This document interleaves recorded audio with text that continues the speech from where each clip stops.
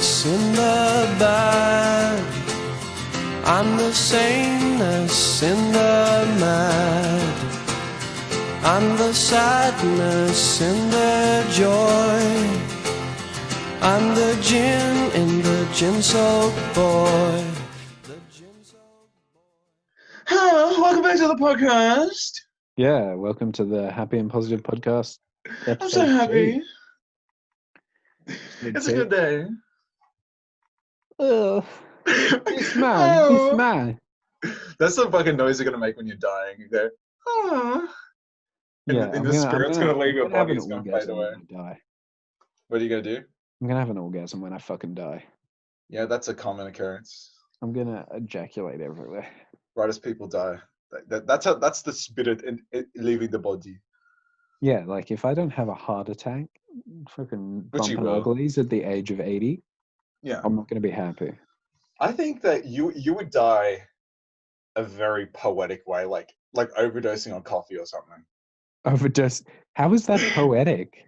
I don't know. It's just like That's more like it's depressing. unique. No, on coffee, like just like you had like 200 one day and you died. Imagine being that man. You are that man. I am that man. Or you'd like overdose on cigarettes or something. I don't know. It'd be something poetic like that. Like I don't know. No. Like it wouldn't be heroin. That's too easy for you. No, I wouldn't. Why would I ever do heroin? I don't even fucking understand that shit. Like, Yeah. actually, maybe if I had like a traumatic injury or something, and A traumatic injury. You see a dog get hit by a semi. no, I'm talking about like I ended up with an opiate addiction because of So your family get taken away. no, because I like shattered my leg or something, so I'm put on Oxycontin. Oh, that's really common. Yeah, that's what I mean. Like, I was like, where would I even get a heroin addiction? And then I thought about it. It'd be like, it's probably pretty easy to get. But the thing is, right? Okay, so you get an oxy addiction. It's like, okay, you get a prescription, but then the prescription ends. Like even if you were addicted, you'd have to detox because you wouldn't be able to get it. Most people wouldn't. Yeah. Also, you said overdose on cigarettes. How would you even overdose on cigarettes? You 100% can. You can overdose on nicotine. Oh no, I'm sure you can, but like, Yeah. It'd be like you'd have to have like 20. If you had like 20 nicotine patches, you'd be dead. 100%. Yeah, but on cigarettes, I'm sure like you'd get carbon monoxide poisoning before you were actually poisoned by the nicotine. You like pass out before. Yeah, like that's what would kill you, I think. Like, yeah, if you managed to smoke enough cigarettes in one hit, that your lungs were just full of carbon monoxide and you couldn't breathe it out because you passed out. Yeah. Sure. Always says like people in Indonesia and they've got like 50 of them bundled together. Yeah, surely that's happened. Yeah, oh, it definitely has. Overdosing on cigarettes. Let's actually look that up. You know what? We're in the Google age. How many people? You don't want to look up how many people die from cigarettes. How many people have overdosed on cigarettes? Carbon on nicotine. Monoxide. Nicotine poisoning. Yeah, nicotine poisoning. Yeah. Actually, I don't even know if there's any study on this. This will probably be something we have to get back to next pod. It's a serious threat when using tobacco and nicotine products. There are ways that you can minimize toxicity. Nicotine poisoning. Wikipedia. Here we go. 60 milligrams or less, but there is no more than 0.5 grams of oral nicotine is required to kill an adult. So, who gets these, and how often does this happen? I don't know. I'd say people just overdose on patches or something. Yeah, I feel like it would have to be the patches because you can't. Yeah, you couldn't smoke that much. You'd pass out from the carbon monoxide or whatever it is before you would be able to smoke enough to kill you. Yeah, it even says in the Wikipedia article that most of the traditional cigarette calls were a minor effect. Mm. And they were children, like 5-year-olds or whatever. Yeah, probably from Indonesia or something like that. From Indonesia. Yeah, wasn't that where that? Don't use formula. They use cigarettes. Yeah, that kid, the Indonesian kid that like smokes at like 5, whatever. He's like a toddler. It's like a pack a day. I think he's quit now. Yeah, he did. That's No, absurd. apparently quitting cigarettes is as hard to quit as heroin. I I could read that believe it. somewhere. Yeah. It's like actually like a heroin addiction. That's crazy. Yeah, it's remarkable. Something so tame. Nicotine withdrawal. Let's see Yeah, if it says anything about that in here. I'm sure it's bad. Nicotine withdrawal usually appears 2 to 3 hours after the last intake of nicotine and Whoa, peaks in that's 2 to so 3 quick. days. That's insane. That's like instant. I guess that's how people become days because it just happens instantly. Yeah, that's probably how it gets you, man. Yeah. Anyway, moving on. Moving on. Fuck. I'm gonna let you do it. I'm gonna let you introduce Yeah. the next topic. Introduce the next topic. Yeah, do it, Jack. Do it. Well, I was just like, I've just been reading about like crazy fucking religious practices from around the world. Yeah. Like those like monks who mummify themselves and shit. Yeah. Or fucking anchorites. Do you know what anchorites are? No. Anchorites were Christians in England that used to brick themselves into the walls of churches and just Oh, I live think out I've their heard of entire this. life like transcribing the Bible and shit. We're in the wall. In the wall. They'd like build a little room, Yeah. right, with a door. And then the anchorite would go in. There'd be like a slot on the inside of the church so they could take communion and participate in church. And there'd be like a slot on the outside so they could pass their like poo and shit out. That's crazy. You know, that actually leads into a very interesting history topic that we can talk about. So, do you know anything about the Spanish Civil War? Yeah, I do know about the Spanish Civil War. So essentially, uh, essentially what happened was in 1936, Spain erupted into, I guess we could say, the first fascist communist civil war. Yeah, it Where there was was two insane. sides. Yeah, it's madness, absolute madness. The whole country erupted into this brutal civil war. And the Germans helped the fascists, the Soviets helped the communists. And it was like a little proxy war that taught the great powers, how to fight World War II, essentially, because they sent people there, they learned from it, and they came back, and they realized how modern warfare was going to work from this conflict.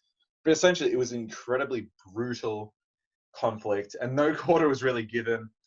So from this conflict, eventually the fascists win.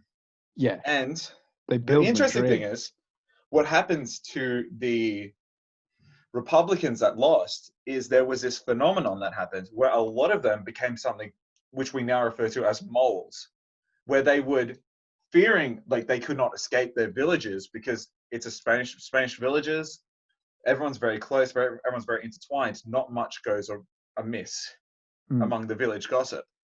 So what they would do is they would build false walls and dig holes in their houses, and family members would hide Republican war criminals, essentially, or people Yeah. who were deemed by the new fascist state to be illegal war criminals that were going to be executed or on a list somewhere. This could So, be, just to put it clear, that doesn't necessarily mean they were actually war criminals. No, a lot of the times what would happen was, in the case of the moles, they would have escaped custody or they would be on a list somewhere and they would go missing. And what they would do is the phalangists, which is what the Spanish fascists, they would give crimes to people who are on these lists as sort of like scapegoats for other things that had been done. Maybe things that the fascists had done. They blew up a hospital by mistake. They would just put it on these people so there would be someone to blame. And eventually they would catch them and there'd be this whole huge catharsis, essentially. But yeah, the interesting thing is, it's so relatable because these people who became moles, these communists that lost the revolution, they had nowhere else to go. Like, imagine you were living in a small town, like an urban small town in Sevilla or whatever. How are you going to get out of that town? It's a civil war. Half the people are fascists, and the fascists have won. So, so there are people in the town who are spies, who are informants, whose lives have been directly affected by this war. They've lost brothers and sisters and family members to the other side. they're not going to be merciful to you, and they're going to know your name because it's a small village. So what do? Yeah. You dig a hole in your house, or you build a fake wall and you live there. And the interesting thing about these moles is you think, well, okay, they would, okay, you'd live there for a few years and you'd be plotting your escape the entire time. There's no way out. You can't leave. If you have a house in the middle of the town, it's a small town. It's the sort of town where people leave their doors open, they leave their windows open, they don't have curtains. They're going to see you leave. They're going to see suspicious people walking about. So these people lived in their house for decades. And when you think about it, the interesting thing about Spanish fascism is that with the fall of Hitler in 1945, the Spanish fascists, they stayed. Yeah. They stayed in power until the 70s, which is remarkable. Spain was the only fascist regime in Europe which existed beyond the fall of Germany. So people kept thinking that when the Allies win, when Hitler dies... wasn't there some Eastern European powers?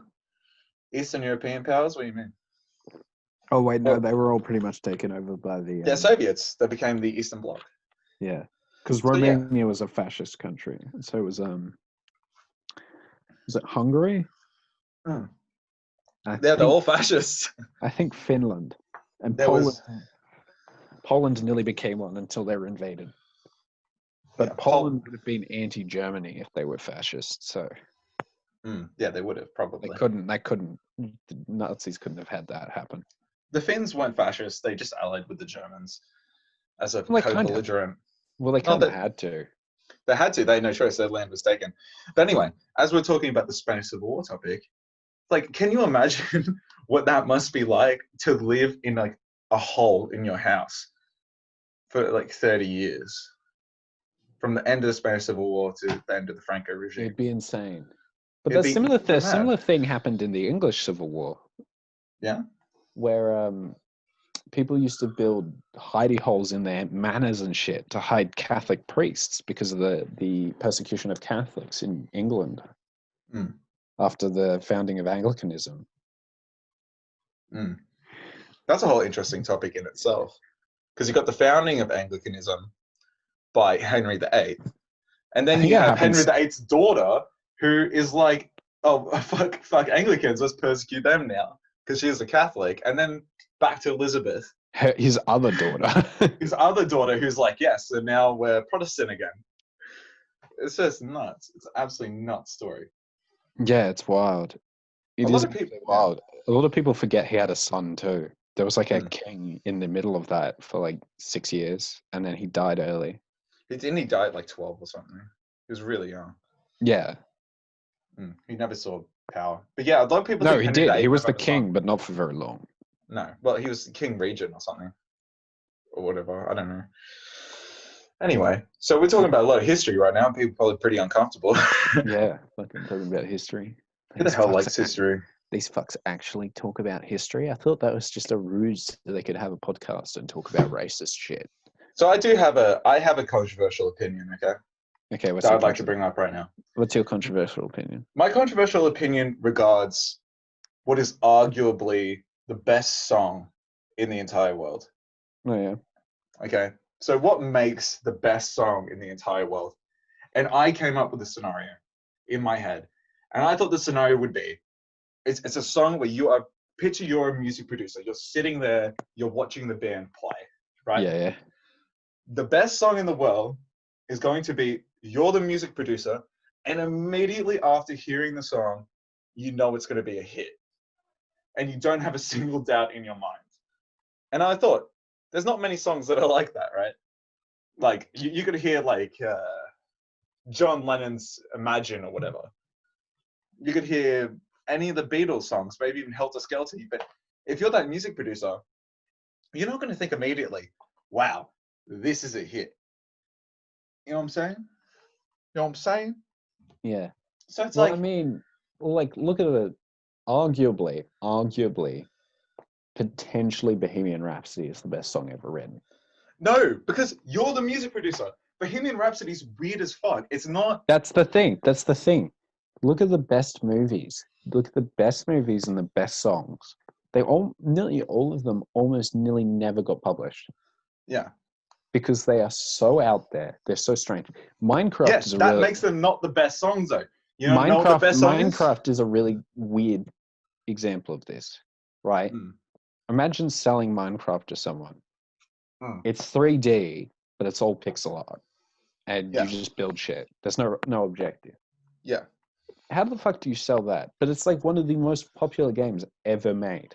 But Call of Duty is like, you hear that shit, and it's like just people just shooting each other, guns, fucking boom, explosions. It's going to be a hit. I don't You think hear Call of Duty, you hear that.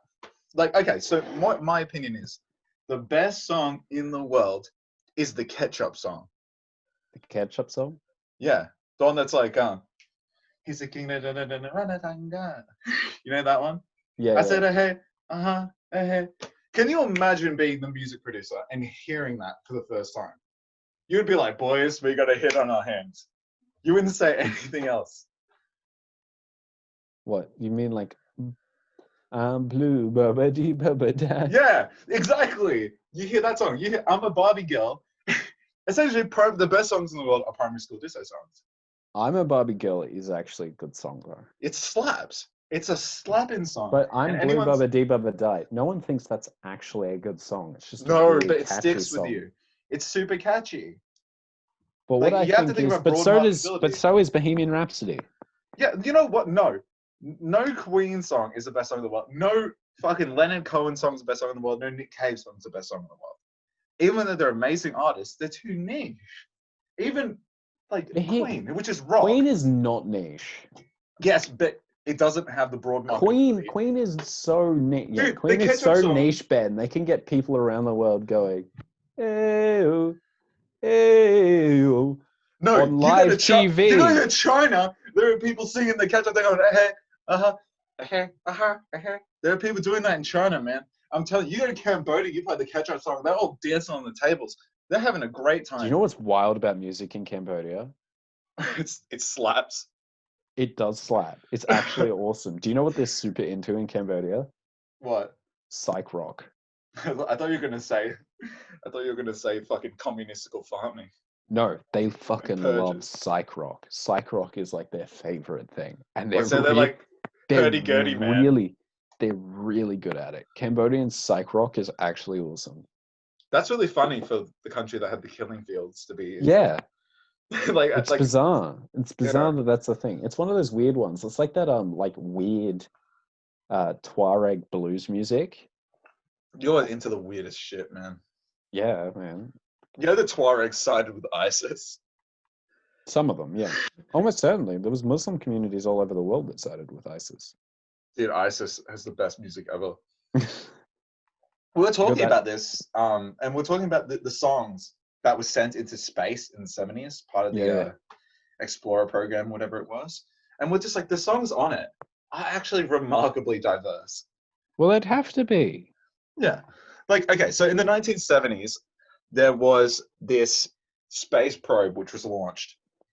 And it's just now reached the edge of our galaxy. And it's moving on to the next.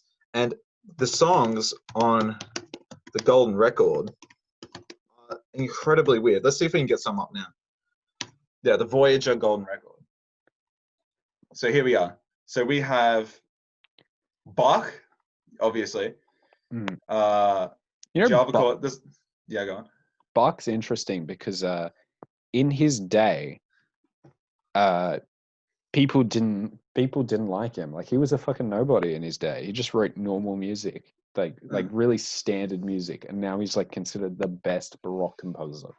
Yeah, it's remarkable how that works. Aside from Mozart, who was recognized widely as being a genius. Mozart, yeah, but Mozart is a bit of like he's one of those prodigies. Prodigies, yeah. But okay, he's got the kind of genius that's like Einstein, where it's just going to transcend, or Darwin, where it's just going to transcend time. Okay, so here's some of the weirdest stuff. So we have Senegal percussion, Zaire Pygmy Girls initiation song, Australia Aborigine songs, Mexican El Casabel, Johnny B. Good, by Chuck Berry, which is really interesting. There's a New Guinea men's house song, Japanese stuff. Let's see if we can find some more weirder stuff. Georgian SSR chorus. What? Yeah, from the Georgian Soviet Oh, state. it's one of those Georgian/Russian male voice choirs. Yeah. This Peru panpipe music. Melancholy blues. Azerbaijan bagpipes. Why Azerbaijan for bagpipes? That Because seems they so want to try to weird. get like everything. They want to try to get Navajo Indian night chant. Yeah, but if you're gonna put bagpipes on there, it seems a little bit insulting not to pick like Scotland or a Celtic country.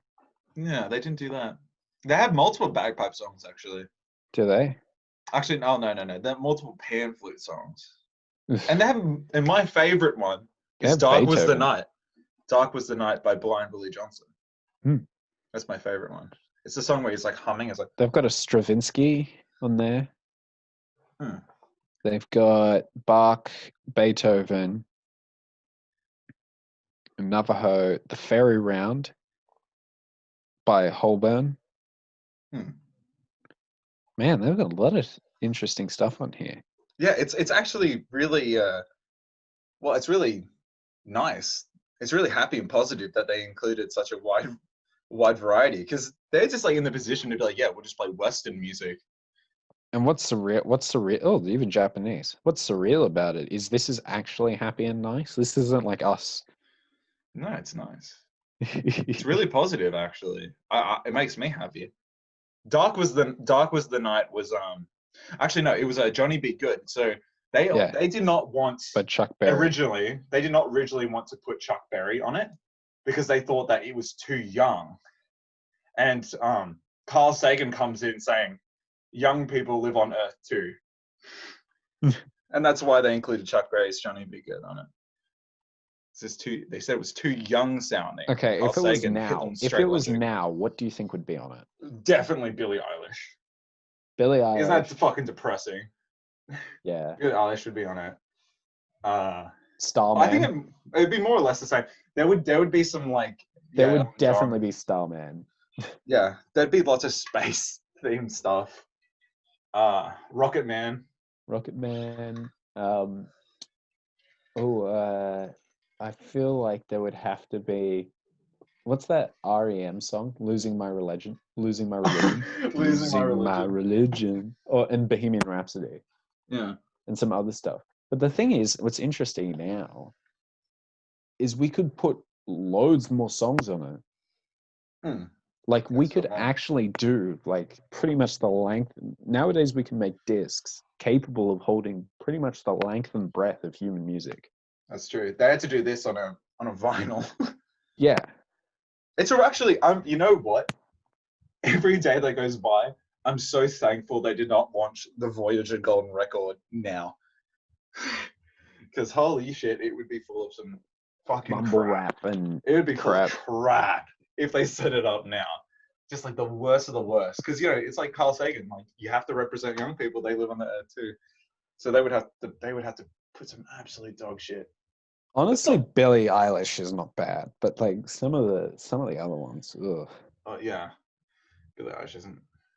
No. Billie Eilish is pretty That's good. not what I don't want an alien race to think that's it. You know, there'd be a lot less Bach. The mumble rappers and stuff. Oh yeah, Holy there'd be crap. like How to Pimp a Butterfly or something. Yeah. Or there'd be like Ghetto Gospel. Oh yeah, it would be Ugh. bad. They had like on the Voyager, they had like pictures of war and stuff too. They really did not. Hold back. Yeah, they didn't hold back. They showed like pictures from Vietnam War and shit. That was threat. That was a threat. It's like this is what we'll do to you if you fuck Yeah, exactly. with us, and that's why It's that's why no aliens have come here. Exactly. It's like look at the shit we do to each other. There was like What a do we do meme. here? There was honestly a meme on Tumblr that was actually pretty good for a while, which is rare for anything that comes out of Tumblr. Tumblr, yeah. But like it was called "Humans Are Space Orcs," Yeah. and it was just about how humans are like really violent and aggressive, like apex predators, Mm. and that we sort of think about us bringing like peace to the stars, But the point was, with humans in the stars, one, no one would understand us, and two, we are probably the most terrifying thing. There would be no peace amongst the stars if humans were involved. You know what? If Jack Ma was Jack Ma, the Chinese billionaire, Yeah. if he was the head of an interstellar fleet, I wouldn't be so scared. That guy looks like a shriveled fucking testicle. Yeah, but 'Cause that's you can why he's imagine called- him. You can imagine him, right, being like ultimate star commander of the space fleet. You know, you could imagine him in that little uniform, Jack Ma with his like little fucking chicken neck and He looks like crude Modor. face. Oh, you know, I do actually have a tangent to go on since we was talking about Warhammer. Yeah. But okay, so I've always said that there were two. Well, I always said that there was one thing. Modok. That's who he looks like. He looks like. Look at him and then look up Modok and tell me he does not look like Modok. Wait, is that from Star Trek? No, that's from fucking Marvel. Oh yeah, he does look like fuck. He does. He's got Modok face, like super skinny, like massive, disgusting head, and like little spindly arm body. Yeah, I've actually It's seen this fucking- guy It's before. just fucking Modok. That's. Oh my god! Like the I little just Lego looked at him Modok. and went, Modok. Yeah, he's And got like a chicken The neck. only reason I know who Modok is because of that kid show. You know, the Marvel superhero team thing. Yeah, I was wondering where I've seen him before. It must have been from there. And he was such a loser character. He's just like he's like Dr. Eggman from fucking Sonic. A bit. You know how he like sort of hovers around in that little ball, that little fucking Pokeball. Anyway, so as I was saying, I've always said that most things, and I think you'll agree with me, most things, if you sort of play it off right, can be made cool. Yeah. You know what I mean? Like we think of some examples, like I don't know, you're really into this fetish or whatever, right? Like you're really into latex, you're really into ropes and bondage. I don't know. Quentin If you- Tarantino, foot fetish. Yeah, that can be made cool. They can be like, if you just own it, if you're like, yeah, whatever, it's just Yeah, sort it's of just my into it, thing. doesn't harm anyone. It's like, whatever. Like It's my that can be thing, played yeah. up as cool. Yeah, it's just my thing. It's just my thing. I like fucking sucking a little pig that went to market. Like, it's no one's gonna care, and people might even think it's cool if you play it the right way. Mm. But there are two things in life which can never be played off as just being cool. Oh, One of them certainly. is being a cock. No. You can't just I be don't like, even know yeah. how you, I don't even know how you get into that. It's so bizarre. Like those guys must have been cheated on. Yeah, I'm seeing like a big resurgence in like cuck porn. But the thing is, Really? like the way I watch porn is I'll like skip through it. So I'll like zoom forward to like the good bits. So I once did this, and I just like I kept zooming through it, and it was like really good. And then I got halfway through it, and I just realized there's a dude in the corner. There's like dude in the corner jerking off. I had fucking no clue because I just skipped. I missed every little reference to it being cuck porn. And you It's- actually discovered where this comes from. Like how you become a cock. Yeah, I get. Yeah, you're gonna get You introduced. suddenly to realize you identify with that man in the corner that you didn't notice till then. What? Aren't we all that man in the corner? Everyone watching porn is that man in the corner. Nah, not really. You are. You're I cucking don't watch yourself. that kind of stuff. If you watch anything other than POV, pure POV porn, you're the cuck in the corner. You're no better than the cuck in the corner. Yeah, sitting in a chair I jerking watch off. chicks masturbate. That's what I watch. That's fucking legendary. You're like you saw that ad, right, where it's like that girl that's just like, you really watching porn all by yourself, and you're just like yeah, I want to be masturbating with someone else. You'll keep another screen open, and it's just like a chick masturbating. You have another screen open where it's just the porn, so you don't feel all alone.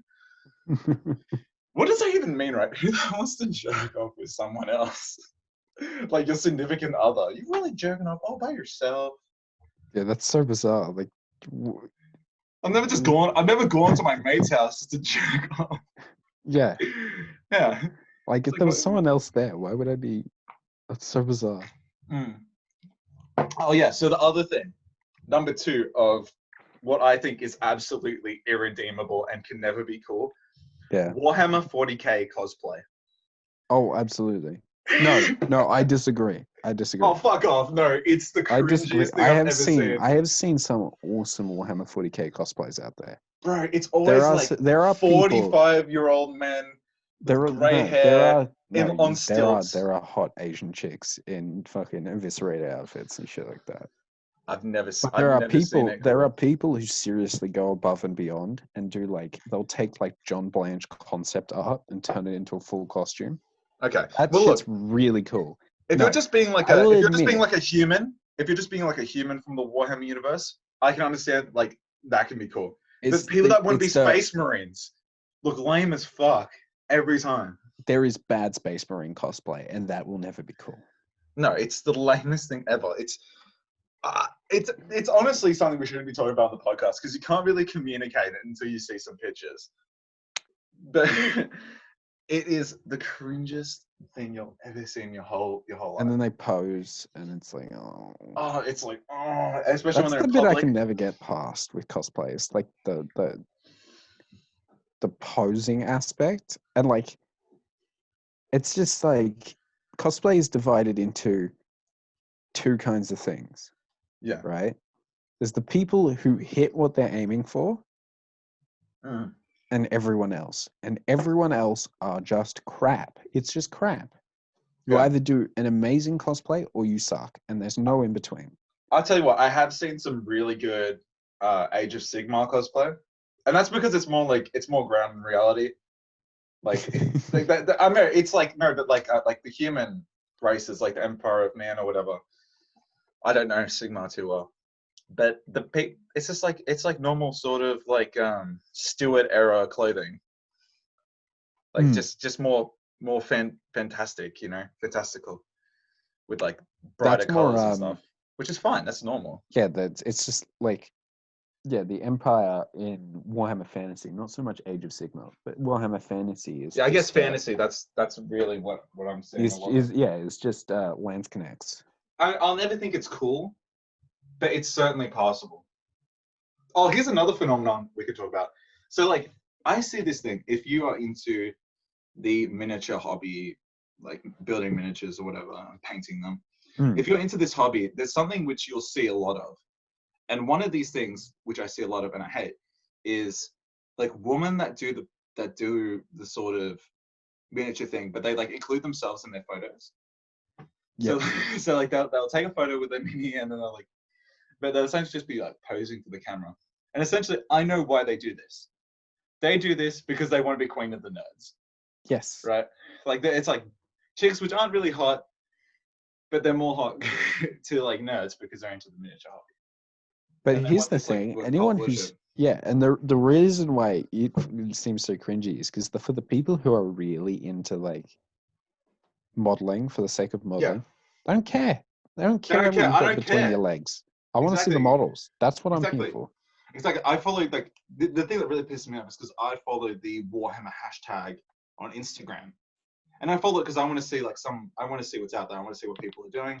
Yeah. Inspiration for myself, so I can learn to be a better painter. And I don't want, and I hate it when people just upload selfies. Girls that do the hobby upload selfies to it. It pisses me off because that's not why I have Instagram. Yeah. I don't give a shit. Yeah. I don't give a shit about like whether you're a chick or not. I want to see what you're painting. I don't want to see what you fucking look like. The most passable thing you can upload to the Warhammer hashtag on Instagram is like Warhammer cosplay. But even then, it's like that should have its own hashtag. But it's still, to me, that falls under appropriate. That's an appropriate thing to upload there. I just find it really, really annoying that like the entire point really of these sort of nerdy hobbies is because a lot of them are like autistic or socially awkward or entirely, yes, nerdy or whatever. So it just seems the reason it annoys me is it's patently obvious that these women are exploiting those guys. Yeah, totally. And there's something fucked up about that. Yeah, it's weird. It's like I don't know, be judged on your paint if you want to be like a part of the community. Yeah, because the entire point is why these people are in the community in the first place is because it doesn't matter what you look like. Yeah.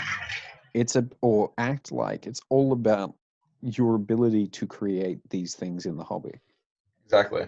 And then That- these people just manipulate that. It's fucked. Yeah, it's annoying. That's what I liked about like sort of Henry Cavill, right? When he Yeah. comes out saying that he plays it, you would never know. He never brought it up. He did, and he didn't include himself in the photo. He No, just it's took a just photo him of what he was painting. holding a friggin' custodian. Yeah. His face isn't even in it. It's just like he's talking about how it's a passion of his and how he's been doing it for years. It's like you would Yeah. never even know. And that's the crux of the hobby. That's the point.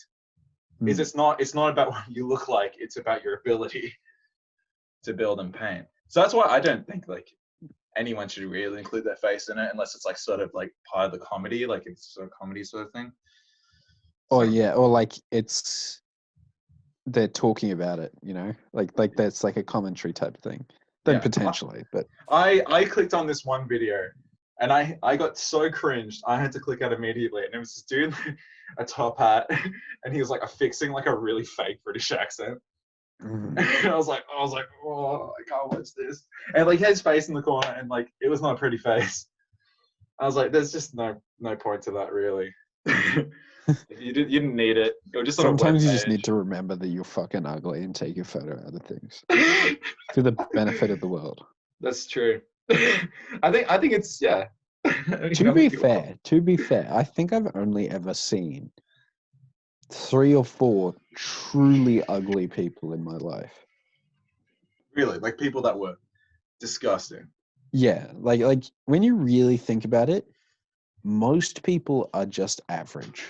That's true.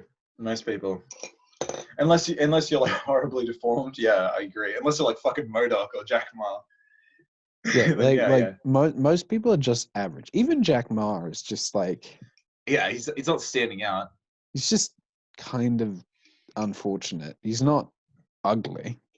Like Mark Zuckerberg, right? He gets a lot of shit for this, for being disgusting, sort of It's barely his eyes. That's humanoid. really Yeah. what does it. It's his fucking eyes look He has really lizard unsettling. eyes. Yeah, he's got chameleon sort of fucking bulgy things. Like, and they're like, yeah, it's just, I don't know. But it's like we know he's kind of scummy. Yeah. So he's okay to shit on. Yeah, I wonder if he just looks. I wonder if it's actually the fact that everyone thinks he's kind of scummy, and we're just sort of affixing that to his looks, and he actually just totally. really looks kind of normal. Yeah, he's probably pretty normal. He's just a scummy personality. Same with Jack so Ma. Jack we Ma's look apparently for some douchey. giveaway that he has a scummy personality. Jack Ma's a total narcissist.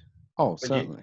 You hear him speak, and it's like there's this video with him and Elon Musk, and Elon Musk is just like, yeah, like to everything he says, because it's just like everything he says is so preppy, so fake. Like he's just such a narcissist. He fucking cannot stand it. I imagine Elon Musk would have to be a bit of a narcissist as well, but I don't know. I think Elon Musk is probably not like a super narcissist, but he's probably very, very driven and confident. Yeah. Well, you have to be that rich, right? You have to have some level of narcissism. Yeah. Most people don't want to be. I don't know how you would like deal with it. Like, how would you survive if you didn't have some kind of self-aggrandizement? Yeah, Because you need to have an accumulate idea that of where wealth. you're going when you have that much money to actually use it. But it's like, who would want that much wealth? It's like, who genuinely would sleep on the floor of their fucking office to just accumulate wealth? That's not happiness to me. Yeah, that's weird. I That's just want awful. enough money to be able to do what I want to do. Exactly. I just want enough money to be somewhat happy. Yeah, if I can have a nice house with the things in it that I want, and enough time to spend with like my girlfriend or later my family or whatever, and like doing whatever hobbies I want to do, I'll be happy. Yeah, me too. I don't need shitloads of money. I just want to not have to work every day a week, get my weekends off, spend with, girlfriend, family, whatever. And then I can do my hobby as well. So that's essentially all I want. And it's like, just to have that much money, it's like at a point, I would just be like, fuck it, I'm retiring. Yeah. If I had that much money, like, I don't know what I'd do. But I feel like I would have to work. I'd feel really weird if I'd probably do didn't some sort of work. charity or something. Yeah, like I don't know if I had enough money, I probably would just do charity. If I had enough money, I think I'd probably start up like maybe a miniature business or something, Yeah, making that'd be minis fun. and just making the fucking minis I would want to build. Yeah, that I wish existed. Yeah, just making the coolest shit I wish existed. Like imagine like being able to do a sort of steampunk airship tabletop game Yeah. or something like Or- that. Like anything that comes to your head. Yeah. Like the game Icarus, just anything. It's like you How just cool would it decide be? to do it. Like how cool Icarus is a good game.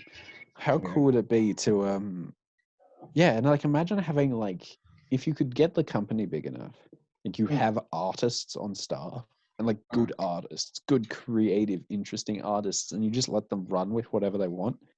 Mm. And then you just get to do the George Lucas thing of coming in with the stamp, Yeah. and you get to see all this like original art for potential miniatures that these people have created based on like a 5-word elevator pitch that you've given them. What do you think is like okay, Elon That'd Musk, be right? so fun. He's like, yeah, I'm just gonna make miniature tabletop games. Do you think if he released a game and it was just like called Escape from Auschwitz, and like you came with these like Auschwitz minis and like an Auschwitz sort of tabletop setup, you think that would like fucking make him go bankrupt? Who? Like Elon Musk or something. No, I think Elon Musk could pretty much get away with anything. Pretty much, he's pretty cool. But like that's pretty off. That's pretty, can you think of anything I think else you could like do unhinged that. like that? I actually think a game like with that sort of premise is an interesting idea. Yeah. Like maybe not actually call it Escape from Auschwitz, but like as your marketing thing, like you've got to escape from like a death camp, like a gulag or something. Yeah.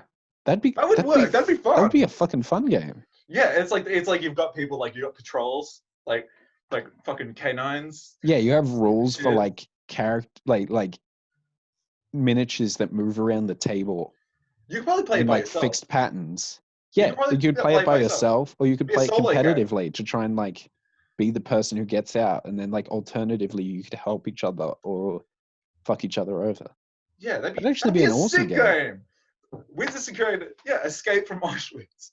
New game coming next year. That would be fun as fuck. Seriously. Yeah. Like where you've got guards walking around, and then it's like you escape, and it could be like a sort of D&D thing where Yeah. you've escaped, and then it's like, and now it's like you're on the run. Yeah, like you would release expansions. It's like, you know, like I don't know, let's go. Like what's a fictional city for an example? Like it could be like Fucking I don't know. Like, Like Krypton. let's go for like Escape from Krypton, and then it's like the expansion for Escape from Krypton is like some kind of wilderness survival Auschwitz. game where you've got to try and get to like an exit point. That'd be a cool D&D premise. I'm sure someone's done that in D&D. You could do that. You could make a sort of concentration camp Auschwitz escape D&D. That would be so fucking good. I'd put That it would be so- so like fun. that was my entire idea behind the archipelago. It was like in theory I could have anything in the archipelago. Yeah. Like there's Like a- already like gnome slavers in my setting. Yeah. So like, oh, you just get taken as slaves, and you've got to escape this like gnome camp to like get out off the island and away and not get caught again. Imagine how fun it would be like with your friends to like make a sort of Starleg Luft to Great Escape. Yeah. A sort of scenario where you're like trying to escape and you're rolling to see if you get caught or whatever. Well, that's what I think. I think like if you read enough, you can come up with like exposure to different media is where you get like a lot of your ideas from. Yeah. You know what, Jay? We've been talking about this for a while, so let's introduce it. So we've been talking about actually at the end of the podcast, if we get some people together, eventually doing a D&D game. Yeah. Why don't you design a D&D game and make this sort of escape scenario work? Well, most certainly, it's going to be in there somewhere. Yeah, let's do it. I'm sure we can make it work. Like maybe not Escape from Auschwitz. I think that'd be a bit much.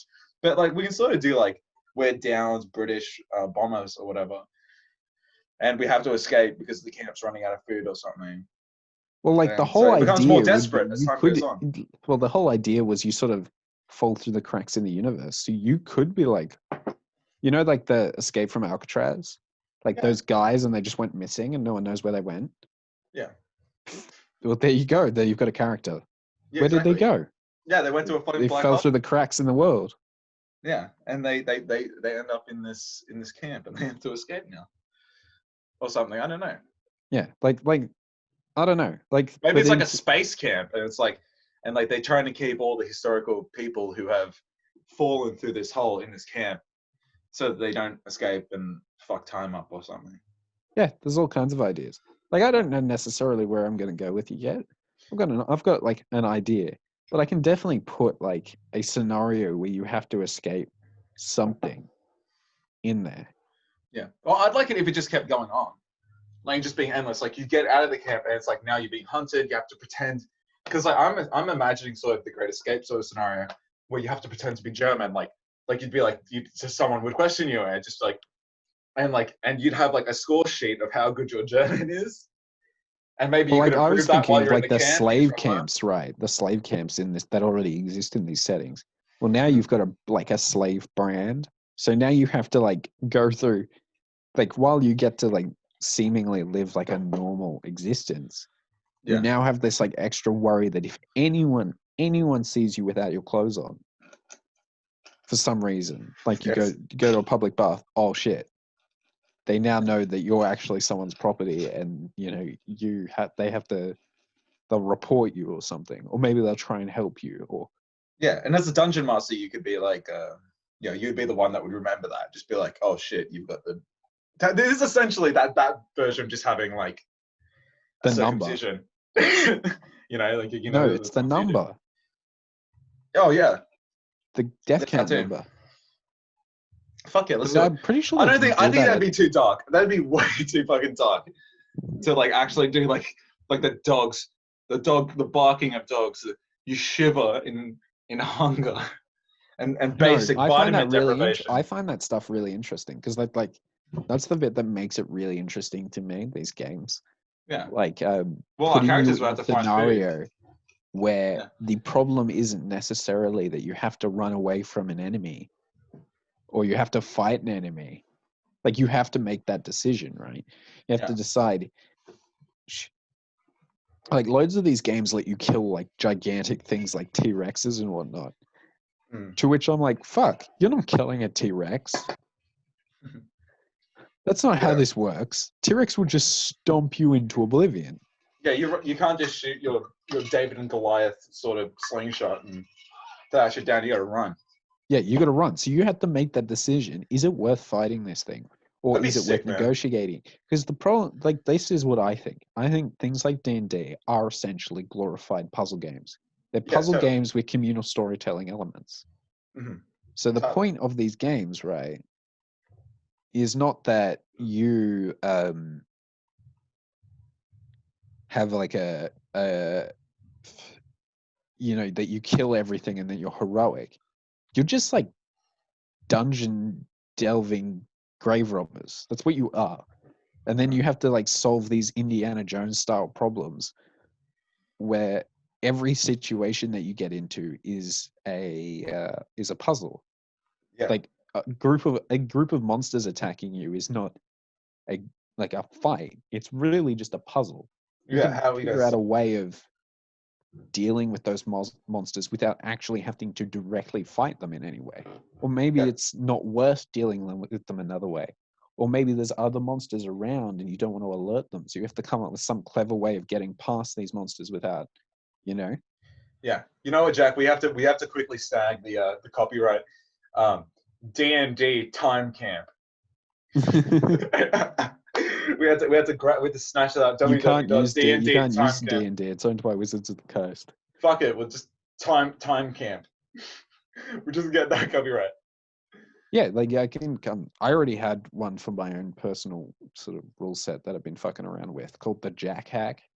Yeah. Because in D&D, right, a hack is where you take someone else's rules and then you modify it into its own, like into a new thing Mm-hmm. to like create a setting that's like specific to you. Yeah. And that a rule set that I was looking at ages ago was called the Black Hack, and I was like, I like some of the ideas in it, but not a lot of it. Mm-hmm. So I came up with like using that as the base and then building on it and it was the Jack Hack. Yeah. That's me. That's me. But yeah, yeah, Let's do it. Yeah, dude, do all well, these you kinds of things. got the fucking free time, and I'd love to do it, and we can get people into it. I know we Yeah. can. Yeah, we'll do it. 100%. And even if they don't want to do it, well, that was that's the part of tragedy of the time camp, Jack. that's the part of the rule set. The part of the I know. rule set was that the way I wanted it to be is that you can just have whatever you want in the, you know, like people can drop in and out. They doesn't necessarily have to continue through for the entire. Yeah, it's like we're just not talking to them. We're not engaging with them if they're not there. They're in a different part of the camp. Yeah. Yeah. It's like as Or long as I can whatever have. it is. And it might not necessarily be the camp. No, But like whatever it it's is, they the don't time necessarily camp, have to Jack. be there. It's called time camp. There is to be there. Ben, if you want time camp, write your own fucking D&D campaign, you prick. Time camp. I will, and I'll be successful. And then I can, yeah, I'll be a billionaire. People sell this shit. They actually make money off That's it. why I don't understand. Why didn't Campaign you just settings. do that? Why didn't you write that? Yeah, Like because you're talented I'd need enough. to test it first. If it worked, if it was like good and popular and the people liked it, yeah, then I would do a proper write up and sell it. Yeah, Jack and I actually have this sort of this problem, right?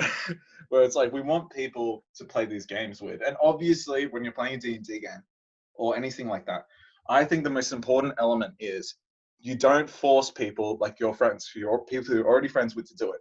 Yeah, You have to find people that actively want to do this in order yeah, to because actually get the most if they results. don't want to do it, then they fucking won't. Yeah, we can't like force our girlfriends to do this. Obviously, they're not going to be interested. So you have to find people who have a similar sort of interest in these things, and then if they're enthusiastic enough, then they can come on board, and then you'll ultimately have a good time. But yeah, you can't force anyone to do anything just because they're your friend. Like they probably won't want to do this. So the ultimate quandary is, how do you go about searching for these people? Yeah, especially since, frankly, a lot of the D&D community are pretty Autistic. cringe. Yeah, fucking yeah. I agree entirely. And that's the thing. It's like you and me. We're not going to put up with anyone that's like super cringy, says weird shit. That's not funny. Like you can say weird shit, but it has to have an end. You know, like a laugh or anything. Like if you're just gonna do weird like sort of shock things, like they're just super autistic. I don't think we can handle that. I think we'd be frustrated by it, and we'd hate to start a game and just have all these people drop in and out because we're just like we can't handle it. And So like if you're normal, the thing is, the thing is, Ben and I exist in this sort of weird scenario where we're into all these sort of niche stuff, but we're not like, I don't know. we don't need a bib. We don't walk around with a bib and a tag that says Kara's name and number on it. Yeah, we don't. Our lives don't hinge on it. Certainly not. No, it's just a fun hobby. Yeah, and a thing to do when you're not doing anything else on a Friday night or whatever. yeah. Of course, we still like prefer to go out and stuff. Yeah. But, you know, sometimes it's like if like we can get a really good game of D&D together, that's just fun. Who doesn't want to do that? And I think that the people that sort of realize that are like the best people, because you have to find, if you can like sort of, if your imagination is enough, then that's a golden gift, really. Yeah. Because my imagination is enough for me to have a good time. It's like introducing people to the idea that you can do this stuff without being like a huge fucking dork. Yeah. Especially in Australia. Australia is like not the place where people nerds are cool. No, certainly not. We're a very blokey country, especially where we are. Yeah. So yeah, most people like really into football, drink nothing but beer. You know, not there's anything wrong with that. There's nothing wrong with that. And I like to be that person and the whatever, you know? Yeah, because a lot of my friends, they're like that. Yeah, they're just like, they'll watch the UFC or whatever. They'll watch the footy and drink beer and stuff. And that's fine. Like I'm still friends with them. I can appreciate that. It's not. Yeah, you can have differences with people, and you admire them for their Honestly, I think creativity. Australia is better in that way because it feels a lot more genuine. Yeah, it's true. But the thing is, as we were saying, it's very hard to find people that are into D&D alone, yet the more niche side of it. Yeah. You know, because it's like we're trying to find the niche of the niche, and the people that tend to be like that tend to be shut-ins, and they tend to be fucking weird. I saw this dude the other day at our local town center, and he had breasts, like actually like a woman's breast. What, like He had gynecomastia? Oh, most certainly. Like not we're not talking like he had moobs. We're talking he had like Klinefelter syndrome yeah. or something, and he was wearing Poor dude. he was wearing a D12 necklace, like a necklace made out of D12s. He had a fedora and a trench coat on, and he had like a Star Wars shirt. What? And he was walking out like the sort of local D&D sort of club thing, and That's like too that's into sort it. of the type of people we're talking about. Like if you go in there, if we, I've always said this, like That's why I don't bring like our hanging around girlfriends. those places. We should bring our girlfriends to one of these places, man, because they would fucking like they would cum their pants instantly. I always tell Natalie, if I brought you to one of these fucking places, she'd be like, "It smells salty in here. Why does it smell so salty?" That's a pungent smell. Yeah, I remember going to a gamer bar in the city once, and it's just like I think I know the one you're talking about. It smelled like stale fucking sweat. Yeah, they're pretty gross. It's fucking rancid. I find that the people that play like just 40k, they're normal as fuck. They're like anyone you'd ever see.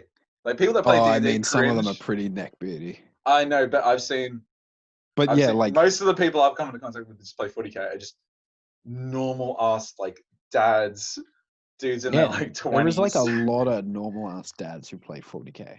Yeah, like a lot. It's I awesome. reckon that's probably most of the fucking audience. I think so, and they're awesome to talk to. They're just like, oh yeah, yeah, they're just dudes. I'm on my break from work. Yeah, I collect Tyranids. Yeah, like I had a teacher, like because I was in the Warhammer club in school. Yeah, and like the teacher that we had who played Warhammer, he wasn't particularly nerdy or anything. And like he came up with like the best armies. Like, did I tell you about his Warhammer Fantasy Orcs and Goblins? Oh yeah, you told me about that. Yeah. Fucking dunny divers. Yeah. Yeah. Like, so like goblins, right? Anyone who plays Total War Warhammer, I think they're in there now. Would know about these, but they have these things called doom divers, which are like paragliding bombers, goblin. They're like they're suicide bomber. They're fucking Taliban, fired out of like Al-Qaeda. giant slingshots. Yeah. And his version of this was instead of having like the wings, they had like flippers, and there was like one of those old like Australian tin sheet outhouses. Yeah. And they dive into the dunny and come up under the fucking and blow up. Yeah. I was like, that's amazing. That's and like awesome. You had like crazy football supporters in like jerseys as like the goblin fanatics with the giant flails. And his spider riders all had boomerangs instead of short bows. That's so awesome. Cool. Yeah, that's awesome. Like with my 40k and stuff, I try to make every single model just like funny or just weird or have its own thing. Well, that's why I really like the Inquisitor 28 stuff, because like those guys come up with some of the coolest shit. Because they're not constrained by like they only really like interface with the lore. They don't really interface with the rules in particular. Yeah. So because of that, they have like these like really bizarre baroque, like almost Lovecraftian or like Pulp Fiction-esque. Like think like a Conan the Barbarian villain or something like that.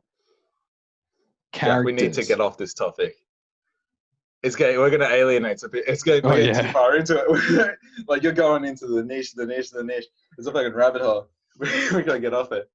I reckon anyone could look at those and go, those are actually kind of cool, though. That's true. We need to But we need to introduce move people away. more to We need that. to Yeah, move we away. certainly do. So, okay, I've got this other thing, this other tangential topic I want to go into. Yeah. So one of my greatest shames is that whenever I hear the name Shane, I think of that fucking dude from The Walking Dead season 1. I have never seen The Walking Dead. Oh god damn it! I was hoping we could go on a tangent about that. Like, I hope you realize just how niche I am. The Walking Dead's awful. Well, it's awful I've heard now. like it was like good for like the first season, and that was like it. The first season was sick. The first season was like Dawn of the Dead, but like a whole season's worth. And then after that, it's like, okay, I'm sort of into the universe now, and the plot points they still don't really revolve around the apocalypse or the zombies. It's just more human drama. It's like shitty Neighbors. Yeah, That's what it's like. It's like Neighbors. That was like my issue with like Game of Thrones and everything. I was like, these are just soap operas, but in a fantasy setting. Yeah. Yeah, it's like everything is just Neighbors. Anything that gets bad, everything that should be like Murphy's Law. Let's make it that fucking the Ben law, the Ben and Jack law. Fucking every show eventually. The happy and Neighbors. positive, the first law of the happy and positive podcast. Yeah. Every show that has more than 10 main characters and maybe more than as shit as Neighbors. Maybe more than 4 seasons. If it has like more than 4 seasons, oh, definitely. If it's seasons run on, level. Yeah, that's what they need. They need shows that only have like 1 season. Like yeah, they do. Clean, self-contained story arc. Go to IMDb or whatever. The top TV shows, or the main thing they have in common is like they're just like 1 season long. Yeah, 1 or 2 seasons. Most of them. That's all they need. 1 or 2 seasons. Like Band of Brothers, 1 season. You know, David Attenborough's World, like 1 season. Like, I think the only thing that can go on for an extended period of time like that is comedies, and even they have like a point where there's too many seasons. Yeah, I guess Frasier. They all go to that level. The Simpsons is the example that I'm really thinking of. Oh, The Simpsons! I don't know what they're doing. The animation has gotten so much worse. I don't know how. Like as time goes on, you think the animation will get better, but well, it did for a while. It's awful now. I can remember in like the early 2000s, right? And the animation of The Simpsons was like spectacular, right? It's beautiful. It was beautiful, yeah. It was beautiful. Like they advanced it to a point where it was amazing. And then I think its viewership started to die when their writing just started to get bad. And they lost a bunch of people. They just don't have the money to put into it anymore. Yeah, Conan O'Brien. It used to be a huge cash cow. You could basically just do whatever you want. Like the Simpsons movie, I think is anything past that point is really just shit. Yeah, it's true. Yeah, Conan O'Brien, the talk show host, he was actually one of the writers. He wrote some of the best. Yeah, he wrote some of the best episodes, like Monorail. Wow, because he's terrible. Yeah, I know he's not terrible. He's just no, he's an interviewer. He's kind of boring. Like Jay Leno, like the only good interviewer, late night talk show host I've ever seen, really was Craig Ferguson. Mm. He's the only one. He got a Peabody Award for it. He's the only one that really did something which fucking caught your eye and you'd want to record every day. And I did. Yeah. And also David Letterman he's funny in this little sense, the way Norm Macdonald put it. It's like David Letterman he knows that the key to being funny is being relatable. Mm. That's David Letterman's thing. So it's like I don't find Bill Maher or any of these fucking people funny because they're trying to be intellectuals, right? Like, if you want to be a comedian, like we're obviously not comedians, so we can talk about intellectual topics or whatever the fuck. Yeah. If you're trying to be like a stand-up, your goal is to make people laugh, and you have to be relatable. Yeah. Like people like Bill Maher, they're not fucking relatable. They want to be seen as an intellectual. They want to be seen as something else. They want to be seen as smarter than. And you can never truly be funny if you appear as smarter than. The only one that I've ever seen that actually managed to blend philosophical topics into his comedy and be funny was Steve Hughes. And it's because he comes at it as like the like he does the, you know, the philosophical tradie, it's like Yeah. almost like an Australian stock character, Yeah. where you got that character right, and it's like he's having the deep conversation, but he also smokes like a pack of Winnie Blues every day, and fucking is like an absolute alco, and it's like Yeah. he's talking on the two-way radio at 12 o'clock at night because he's like a truckie or something. Yeah. That character for every Australian is relatable, and I think that's why Steve Hughes can get away with it, Exactly. because he You can have to be broach it as relatable. that character. Name a single like successful comedian that isn't relatable to someone. They're always relatable to some demographic. They're always relatable to someone. Yeah, exactly. Bill fucking Mayer, or Bob Mayer. Unless they were He's not relatable to forced. anyone. Unless they were forced. There's some that get really popular because they're sort of like forced marketing wise, but they always die off really quickly. What do you think about Stephen Colbert? I don't find him funny either. I don't find him funny. He's really into D&D, which is cool. But he's not. He's another one of those comedians, which is A lot of them just seen seem as an like intellectual. wuss asses. Yeah, they do. Like that's my problem with a lot of comedians, is they just seem like such, like, you know, the ABC2 comedy comedians. Yeah.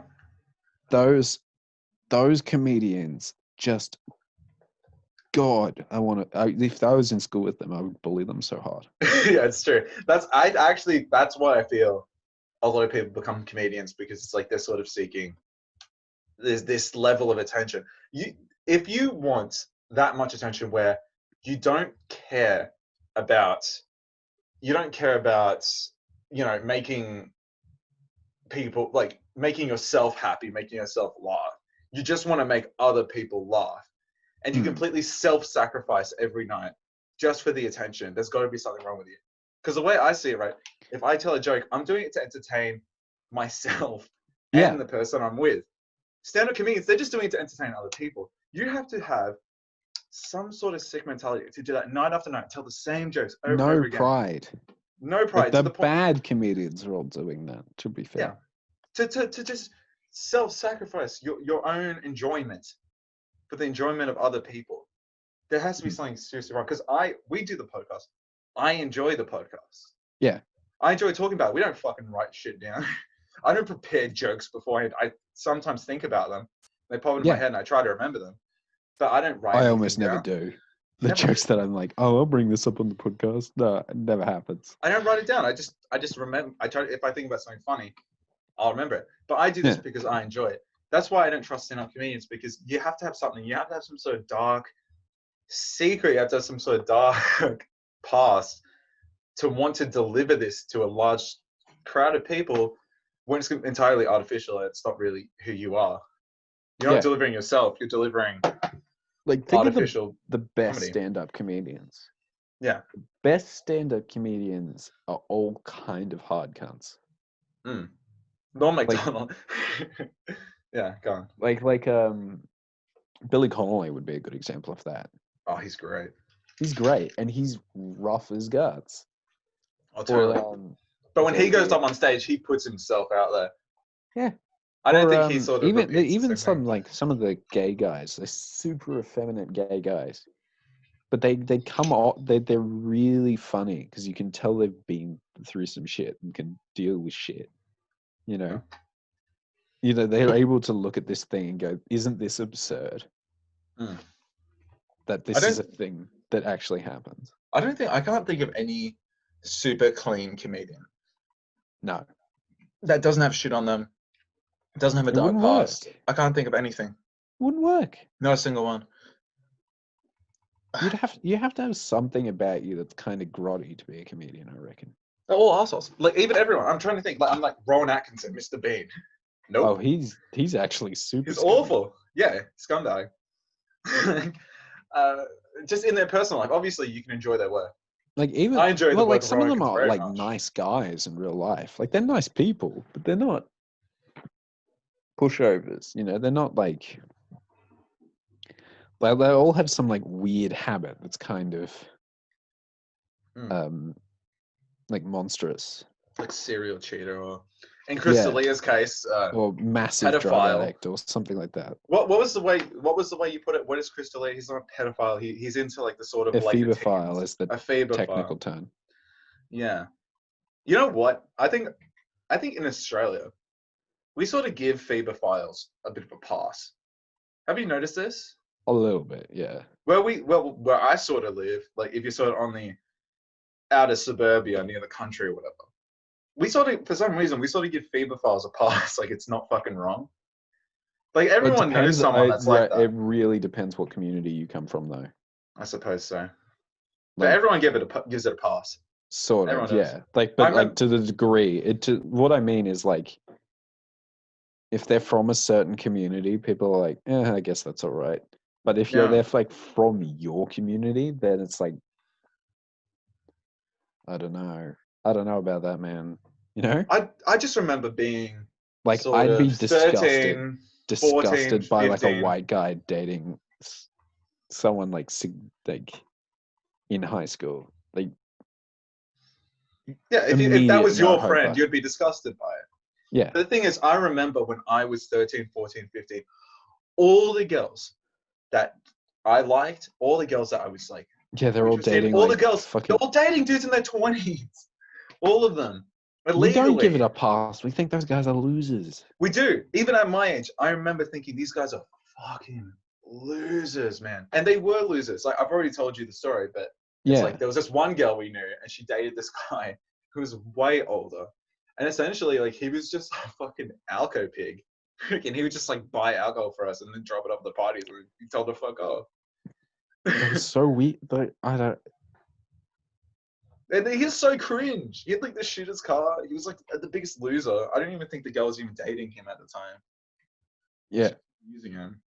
But yeah, the guys like that, they're just such losers. simps too. It's weird. Because they can't take girls their own age. No. That's where it comes down to. They're so frightened. They're such a lack mongoloid. confidence. They're such mongoloids. They're such like I don't even think these people are really ephebophiles. I think they're actually like just cowards. Retarded. Like an ephebophile would be like manipulative and gross, right? Like like it's sort of it's a fixation for them. Yeah, whereas these people are like just it's all they can get. They need the young and naive factor. Disgusting. Yeah. They need the young and naive factor to even get laid. And like and I remember we had this one thing in my school, right? I went to a private school. So we had stuff like this. And we had this guy come and his name was like Paul Dillon. And essentially what his mantra was, he would talk about the safe use of alcohol and things like that. And he went on this, and I'll never forget this, he went on this one tangent about, I don't remember specifically what he said because I was very young at the time. I was about 13. And everyone in the room was 13. They were in my grade. And he was like, well, they're like 15-ish. I think we were about 15 actually. But he was talking about people when they're like 13 and stuff, having alcohol and being abused by older men at parties. Oh, that would be so common. I could believe that. I'm not fucking with you. Half the girls in the room were crying when he said that. Yeah. Half the girls in the room. Pretty much half the girls in the room had, at some point, been molested by someone who was significantly older than them at a party. Yeah. On alcohol. By giving them alcohol and having this sort of relationship. And that's just where I live. And it's like it's just so weird how to be how fair, my community like, gives us and a we pass. don't even live in like bad places in Sydney. No, it's not like it's certainly like on the outskirts, but it's not a rural backwater or anything. No. I don't know. Well, it how hasn't this been is on given the a pass. outskirts in a long time, not nearly a decade. No. But it's just disgusting how we just staunchly middle class. Let's it's like when I become parents, like how the hell am I gonna stop that from happening? Yeah, because it was such a common occurrence when I was a kid. So it's like how I stopped my daughter from being a victim. And that's like I know that I was a prick when I was a kid. It was like, oh, you don't know anything, Mum. You don't know anything, Dad. The fuck? Of course they know. This probably all happened when they were kids too. Yeah, it did. It's just like the cycle. I don't know when it's going to end. This cycle of like they're not I don't think they're phebophiles, but just like they're certainly predators. Disgusting human beings. Yeah, it's like it's just not going to end. I feel like our school, they didn't up until we were like 15, they did not do anything about that. Like, they didn't introduce us to that when we came to high school or whatever, when we were becoming teenagers. No one sort of introduced us to the Yeah, fact it's a that these thing. people were going to be It's a thing that's predators. super common that no one really talks about when you really think about it. Yeah. Like, I wonder if that leads into like, I don't. Is this just like an Australian thing, or like, surely not? I don't know. The thing is, I've never actually spoken to anyone outside. I've never actually spoken about this to anyone. It's just a sort of fact I had because this whole Dalia thing is going on. But It is like a real social ill. Like, yeah, fuck manspreading. Why are we not talking about this? yeah, this is like an actual injustice to women because this is not happening to men. No. This is No, it young certainly girls is. being abused. I would absolutely believe there are older women out there who are convincing guys that they Not like. on the same scale, bro. Oh, I just definitely not. No, definitely not on the same scale. But from it's this definitely salient happening. incident that sticks out in my head. It's It was definitely all happening. girls. It's Yeah. definitely happening. Totally. No, I agree. I actually knew this guy, and he was I don't give a fuck. He's like he told me the story of he was like 13 and he had this sleepover, and then the girl's mom like came into his room late at night and fucked him right there in front of everyone. That's gonna screw him for life, you know. It did screw him up, man. It did. It fucked him up real bad. Yeah, like that's another thing that needs to be talked about. This sort of idea of like, oh, where was the where was she when I was in school sort of idea. It's like, Yeah. so I'll they're still explain that for a fucking bit. kids. Explain that for a bit. So there's this. I've been talking to Jack about this phenomenon I noticed, and I'm sure many people have noticed this. It's the sort of thing where it's like you'll see it on Snapchat news, you'll see it on Twitter, wherever you get your shitty social media news from, and it's like hot teacher fucks 15, 13-year-old boy. Yeah. Right? You always see that, and it's always because people want to make videos on it say, where was she when I was his age? I would have loved that. Yeah, like you look at it, it's like the people are talking about it, and they're like, "That's horrific." But then you go look in the comments, and it's like all these fucking thirsty older people, and it's like, do you know what? These are kids. They're not even like, they don't fucking know anything. Yeah, exactly. Like when you think about, when you reflect on yourself at that age, I think when people say that, why wasn't that me? You look at it from your perspective now as an adult. You're looking back at when you were that age. Could you imagine how bad your life would be if a teacher was fucking you? Even if she was hot, it would ruin your school reputation. Like, not that that's important, but like you'd probably be bullied for this. Certainly, right? Yeah. Like you would be bullied for it. Your parents would never look at you the same. Your family would sort of ostracize you a bit because of this. Especially if you're a guy, I reckon. Like, yeah, because you it can play would it be off at like, school. If you're a Chad, you can play that. like it'd be hard to talk about. Yeah, it would be so difficult to talk about if that happened to you. Like even if she was super hot, it's like people are going to be like, hell yeah, but it's like you might reciprocate different feelings towards that incident. Well, yeah, you would be like, oh, I've been like after. Like, I was reading some of the kids who were talking about it after it had happened to them, and they said, "Yeah, at first I thought it was cool because that's like what the society says about Yeah, it, you right?" would. Yeah, totally. And then, like after a while, it was like, "This is messed up," you know? Yeah, you would have different opinions on it as you let the actions gestate in your mind. It's certainly you would have differing opinions about it later in Especially like life. the fucked up power dynamic aspect of it. Exactly, and it's like you're losing this specialness of like sort of young innocence Yeah, and losing you're having virginity. your childhood stolen from you. It's stolen from you. They're taking that moment from you. And So I it's think it's like because that we would sort be of, I so think devastating. I think a lot of it has we sort of expect guys to grow up a little bit faster. So They don't though. they Girls don't. are way Yeah. more mature because they have to be because there's fucking all these predators out there, which we Well, I think witnessed. we're more honest about the fact that there's all these predators out there when it comes to girls. Oh, But I think we're leaving the door open when it comes to you know. We totally are. As a society, we sort of allow it and we don't acknowledge it, which is weird. I hope they do it in the future. Oh, I think it's beginning to sort of shift. I think we're in the early stages of it changing. Because when we had that sort of presentation, which I'll never forget, it's like, holy shit, where was that presentation 3 years before? Yeah. You know, why did we get that so late? If we were going to have that, like, why didn't we have that when it would have made its biggest impression? And it's like, it's nuts. Because they got I us. I think there's no way to really do it beforehand, though. Like, I think you would have been like, yeah, and just sort of written it off until it happened. No, but the thing is, this guy's like, he was really convincing.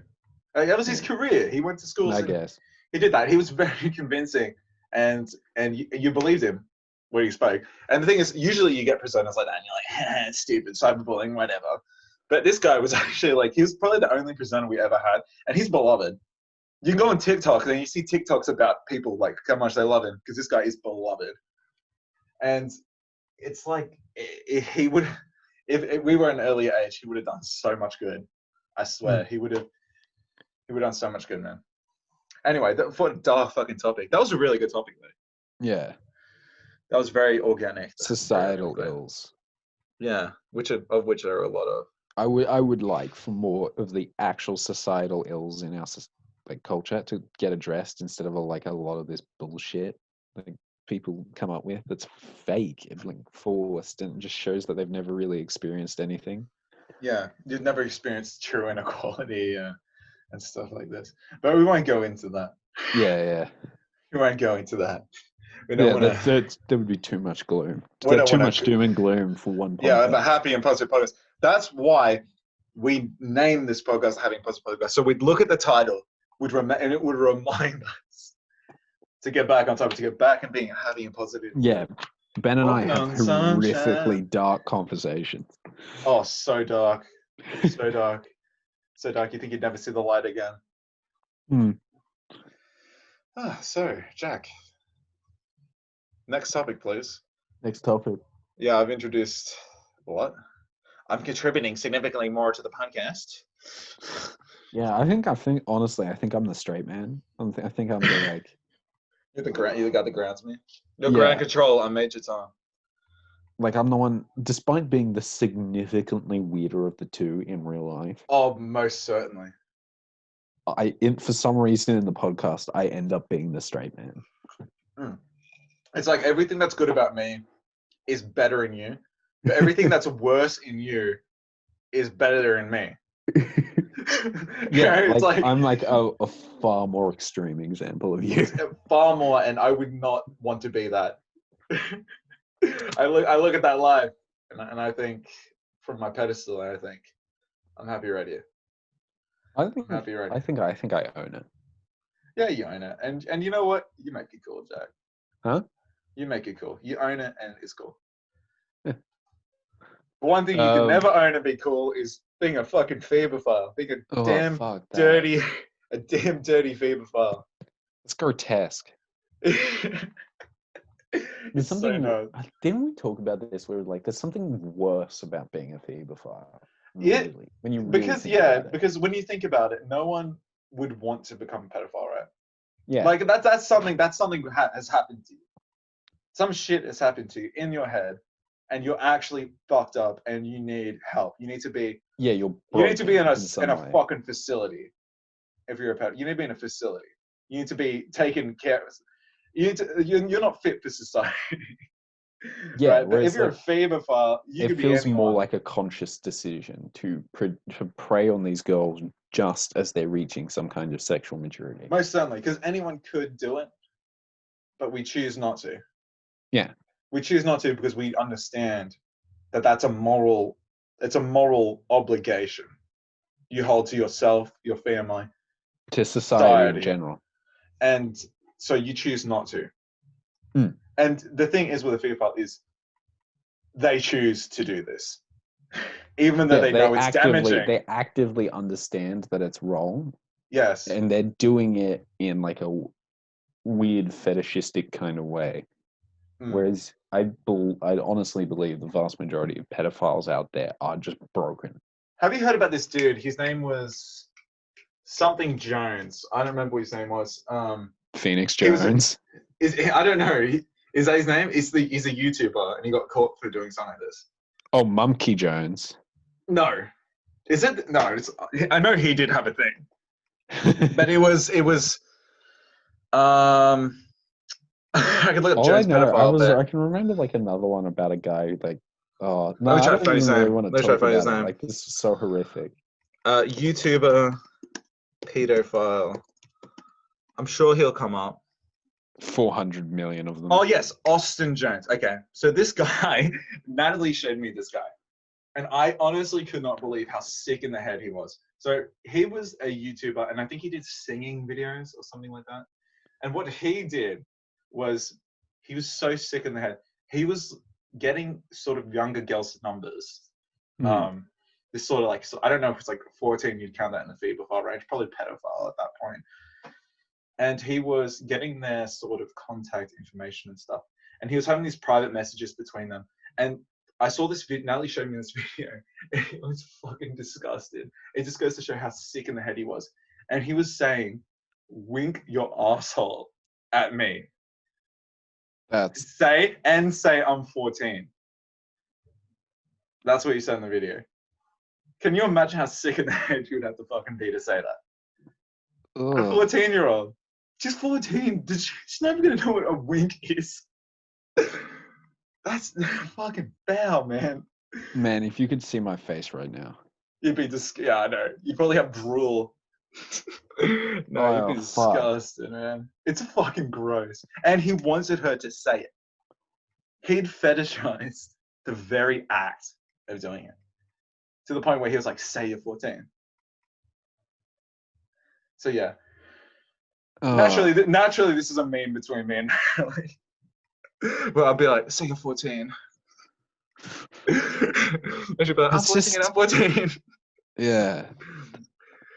It's Something fun. really Okay, fucked I up can about appreciate the humor in this situation though. It's so dark. It's actually kind of funny. that. Yeah, no. No, it's the bit that makes it disgusting is like the This is a human being that seriousness happened of to. it. It's so serious, yeah. It's so like you can in your head you can connect the dots. You can connect the mental sort of the mentality of it. Like he's like fetishization of this societal wrong. Yeah, like I don't think I could process that out like properly outside of a joke. Yeah, exactly. It's just nuts. It's so sick. But then again, I will fully admit that it's kind of funny at the same time. That And that's where my leads humor is. into dark humor, and I don't know if this is the same the world over, but like how Australian humor works. Hmm. Like, because let's face it, Australia's humor in general leans towards like really dark gallows humor. I think most certainly, especially like pub humor. Yeah, If I've ever spoken to someone like like that, it tends to get dark. Australians are fucking brutal when it comes to our humor.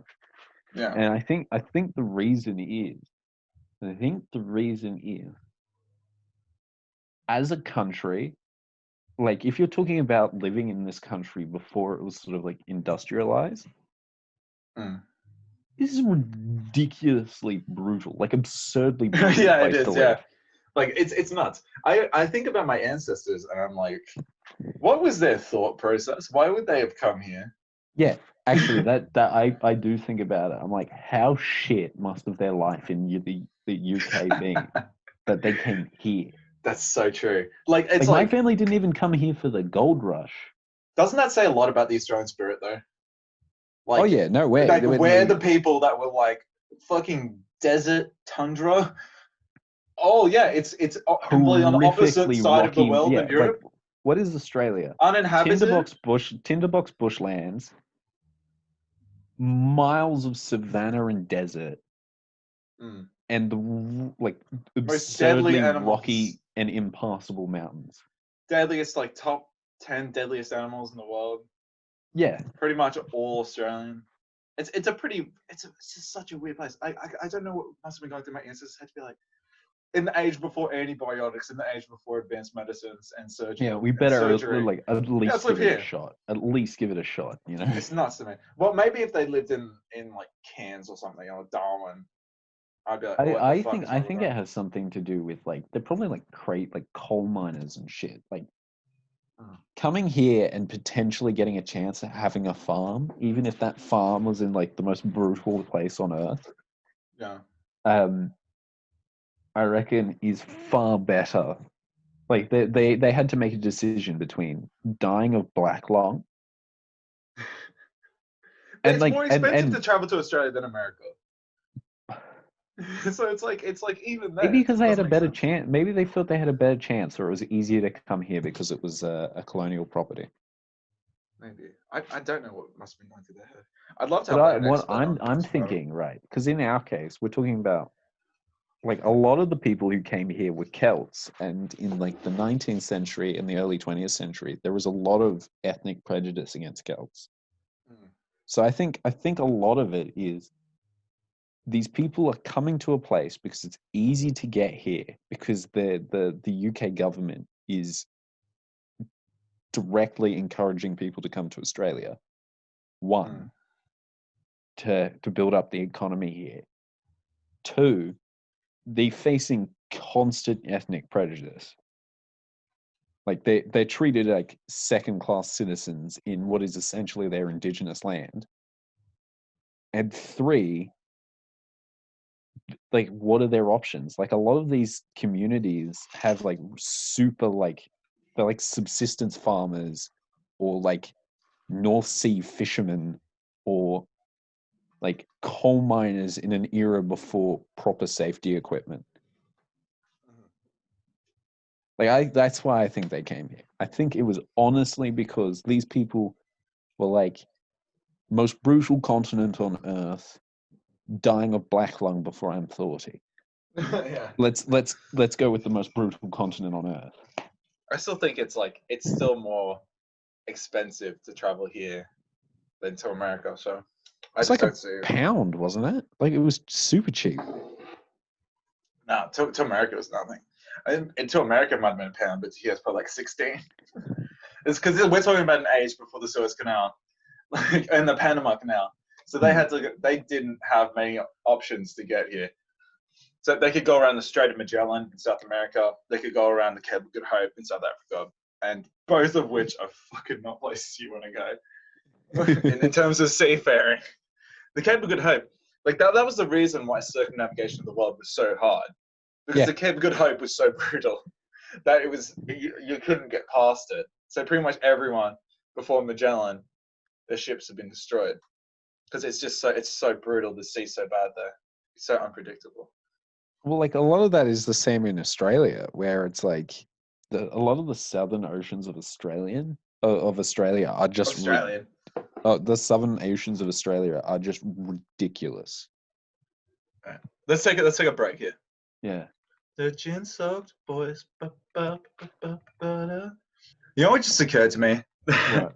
I was thinking about our episode's naming conventions. Yeah. I was just like, you know, it's funny. This episode's probably just going to be called the Spanish Civil War because we talked about it for like 5 minutes. I love that. That's like the best naming convention. Just an inside I joke. think I would call it phalange like something like phalangist something. Like something to do with some other topic The about me. phalanges persecution of Republican nationals, semicolon, moles in turbulent soil, slash the forsaken underground. Or Something maybe ridiculous. phalangists and binge drinking. Wait, are you drinking? No, like as a thing of like underage binge drinking, like the topic that we're not Nah, that nah, man. huge. No, we don't mention the serious stuff. We're a history podcast, Jack. I don't know where you're getting your silly ideas from. Probably the liberal media. I know you. So this podcast is sponsored by the Murdoch Press. Oh, all right, Jackie boy. Get Okie dokie. right into the news. Let's get right to the news. If you could have like any, like, okay, so like, what do you think would be a good weapon of war in the ancient world? Right, Good one. yeah, like, I don't know. Would you bring like a fucking M1 Abrams tank? I Oh, don't know. like This is a bring a. stupid fucking question. That is a stupid fucking question. You Like know you what? could just Fucking bring move a on. Just fucking ignore it. car. Just ignore it. Bring a car, put a bunch of spikes on it. There you are. Medieval Just bring a weapon of fucking war. rutabaga and just. A Nissan Pulsar with a bunch of spikes on it is the deadliest weapon to hit medieval battlefields. Well, put no, they got quite moddy, so Honestly, you probably want something I cool. have seen medieval manuscripts designs for these things Yeah, they're always that stupid. I've seen them too. that are more or less a Nissan Pulsar with spikes on it. Yeah, I've seen stuff like that too, and it's like the only thing is they never acknowledge in these designs. They never acknowledge the human component or the horse component. Yeah. So how would this work feasibly? How would you get that many horses to behave without panicking on a battlefield in this device to propel it? If they did, though, it'd be fucking glorious. It'd be awesome. Like Da Vinci's tank is retarded. Oh, Da Vinci's tank is actually retarded. It's like not even the best. It's not even a good tank design from the era. No, it does make sense. One, you could not propel that. It would be so fucking heavy. Yeah, there are like hundreds of better designs. I don't know Hundreds. what the hell Da Vinci was saying. We say Da Vinci's a genius, and then you look at his tank, and it does not Yeah. take a fucking professor of logic to realize that this thing would not fucking work. You do not need to be an engineer. You don't need to be a physics professor. You don't need to be an astrophysicist to figure out this. And it's How many cannons did it have? How many cannons did it have? Like 36, isn't it? Like It's 30 one something. for every degree. Every 10 So- degrees, I think. And how much do those cannons weigh? To be fair, A they probably lot. would have, in the real version, they probably would have been smaller cannons. Like, they probably wouldn't have even really been cannons. They probably would have Cannonettes or been something something. like a large gun. Yeah. But like even that defeats the purpose of being a tank if you can't have the gun.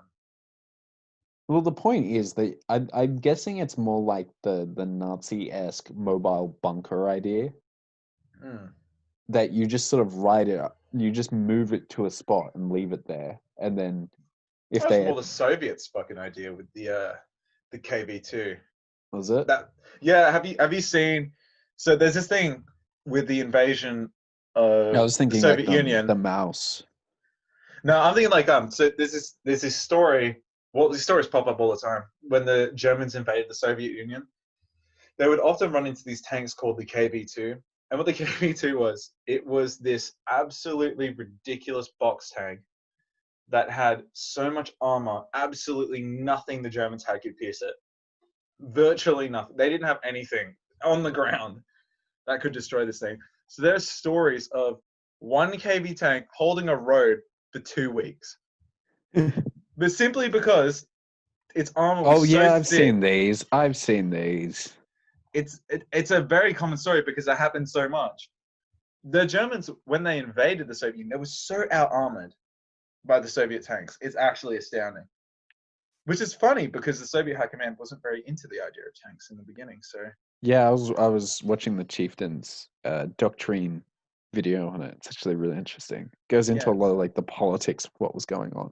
yeah, there were these guys like Semyon Budayev and Clement Voroshilov, which the KGB is named after, Mm. who really were not big tank component propellants of this Proponents. idea. Yeah, I know that the Eastern Europe was really fixated on the idea of cavalry still.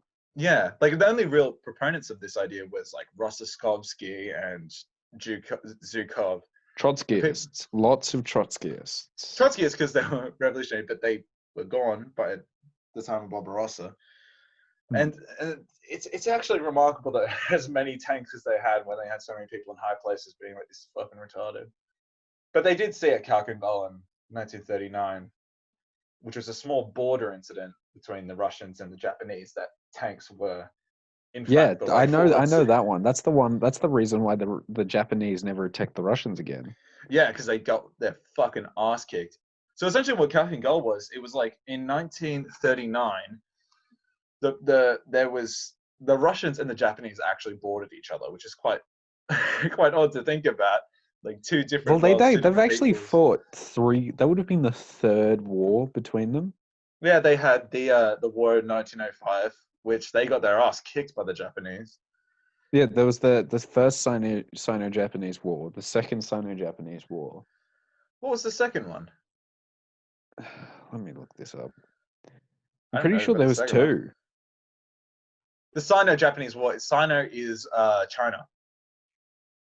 Oh no, the Russo-Japanese Russo-Japanese War. War.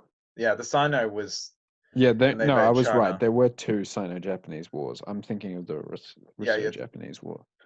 yeah, you other way around. But yeah. So yeah, Japan went to war with China a bunch of times, and then they went to war. That's actually a more forgotten theater of World War II, the Japanese invasion of China. Yeah. I don't think many people would know about Or that. the fact the Italians fought the Japanese. They did, yeah. You've seen the Mark Felton video, obviously. I don't remember if that's where I saw it, but It potentially. would be. Yeah, the Italians did fight them. Or there because was white soldiers who fought for the Japanese. Or it- a lot of many, people forget that the Japanese literally invaded Australian sovereign territory yeah, they did. and a In whole Papua bunch New of other Guinea, stuff. Guadalcanal, which is infamous, which most people know about, was an They Australian sailed colony at the submarines time. into Sydney Harbour. There's a thing a lot of They people don't did. realize. And they blew up a tram or something, like a water tram. I don't know what Yeah. you'd call, like some sort of, yeah, And bombed Darwin into the Stone Age. they did. Very weird. The thing with, I think, the Japanese invasion of China is, most people don't understand is that they didn't win. No. They They- took Korea and then they sort of they got thrown out by the nationalists. Yeah, well, the thing is, they pushed the nationalists fucking far back into China, but they never defeated them. It's a bit like the Germans in the Soviet Union. People know that one very well, obviously. But because China, like Russia, is fucking huge. It's massive. It's actually the size of about the continental United States, and Yeah, slightly bigger than Australia. like that's the thing that they always say about. That's the thing about invading Australia. How would you do it? It's so much of Australia that like you could keep pushing us back, but eventually there's always somewhere for us to go. The Japanese plan to invade Australia revolved around something called the Brisbane Line, which I think they That was they were like, that was the land that we were going to supersede to them and then push back on from our main yeah. our main military bases, which are further south. The Japanese didn't really think that they could get beyond Brisbane. No, realistically, we didn't. They never actually really planned on invading Australia. They knew that was going to be a losing effort. We thought that if they did make the jump from Papua New Guinea to the Australian mainland, that we would supersede the northern half of Australia to them and then push them back from our main production bases. Because like the major population center of Australia is Sydney, and we have a big old gun factory here, so we can just shit out soldiers. Yeah, it would have been a very bad mistake if the Japanese invaded Australia. Certainly. Just the far distances, the lack of infrastructure. The far distances, the lack of infrastructure. The animals. The fact that they have to transport supplies all the way from Japan to Australia, while the US Navy is probably attacking them the entire time. It would be like Germany in the USSR. It would be the most shit invasion of all time. It'd be such a failure. And on top of that, all those like hunters, Aboriginal trackers, World War One veterans. Just Japan didn't fight in World War One. All the World War One veterans. They were in World War One, actually. Oh, that they were, but they didn't involve themselves in the Western Front. They took a few German islands and the city of Qingdao, which was a German succession. But that was it. Just because they didn't really need to. They didn't really have anything else to do. No, they just sent observers. Wow, this is a very history-oriented podcast. We're talking about two what different the hell's history going topics. on? What the hell's going on? It's wow. What a pathetic episode. Anyway. Let's talk about the gym. No, we'll talk about like back to the idea of fucking Da Vinci's tank. Yeah. Da Yeah. Vinci's tank. The thing that is really absurd about Da Vinci's tank is it is such a bad idea from a guy. Such a genius. Such a I genius. thought we covered that. Yeah, it's But like, it's so we're talking about a ludicrous. guy who literally invented robots, Yeah, like designed robots automatons. and all kinds of things. And these things work. But Yeah. then he makes a tank that obviously did like. Oh, you can see his obviously helicopter as well. That was kind of the corkscrew fucking device. It was awful. I think those He ones did would invent have the parachute, worked, but didn't it's he? the material. He did invent the parachute. Lots of things. Material. It's the material limitations of his era that really stopped him making a helicopter. Hmm. Do you know? Actually, I have this history fact which might be a bit interesting. Have you ever heard of the mountains of Kong? The mountains of. Are you talking about the Atlas Mountains that run across Africa? No, no, no, no. So what the mountains of Kong were, where they were this is complete. This is so tangential. The mountains of so when the first explorers went to Africa, Yeah, this is they what I mean. This is literally what I'm talking about. The mountains that ran across the center, and that's why they thought no one could go to the center. yeah, they're referred to as the mountains of Kong, and they're just like all the coast is perfectly well mapped, and like the harder bits they just draw mountains. Hmm. So there's just mountains all over. If you see like a really old map, it's just The mountains South of the moon. I think they're sometimes called the Atlas Mountains. I can't remember where I got the term Atlas Mountains, so maybe I'm wrong. I think the Atlas Mountains are a real place. Isn't that where like Kilimanjaro and shit is? I don't know. Maybe. Maybe. But yeah, So, they're named after an empire. There was an empire there what's your called the favorite? Kong Empire from 1710 to 1898. Pre-colonial African Muslim state. There you go. That's where you get the name from. Burkina Faso. That's your favorite spunky African nation. I just like the fucking fact that some of these places, like, where do you think the next biggest set of fortifications was built after the? It was in Nigeria. Yeah, it was the Benin fucking. It was the Empire of Benin. Yeah. Yeah, it was the. That's Kingdom the world's of Benin, biggest. I think. The biggest wall is in Benin, in Nigeria. Well, not anymore, but not anymore. that's where it was.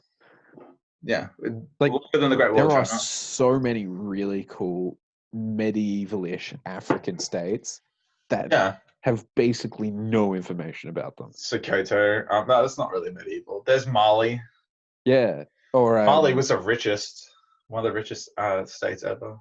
Yeah, though some of these things, it's hard to tell how much of it is exaggeration and how much of it is actual truth. The Zulus were fucking super interesting. Yeah, like these people, like full-on empires with like really complicated religions and political structures. Like Islam. I wish we could crack that puzzle, eh, Jack? Islam, what an enigma. The name of this episode.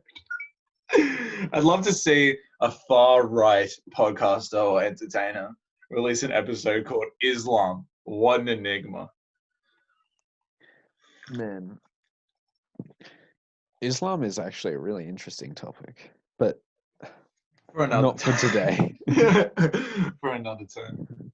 How long have we been going at this, boy? Wow. Yeah, probably a while. We should probably nip this off. Yeah. But that being said, we'll fucking nip it off and then we'll go on a better topic.